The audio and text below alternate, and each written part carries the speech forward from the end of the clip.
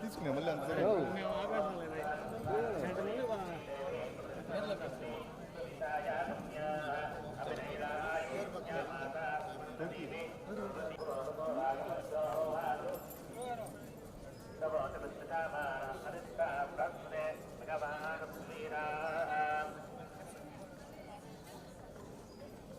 అంటే అదే బాబుకి పేరు పెడదామని వచ్చాము. ఇక్కడే తిరుమలలో బాబుకి ఫస్ట్ టైం పేరు పెడదామని చెప్పి తీసుకొచ్చాము. దర్శనం చాలా బాగా జరిగింది.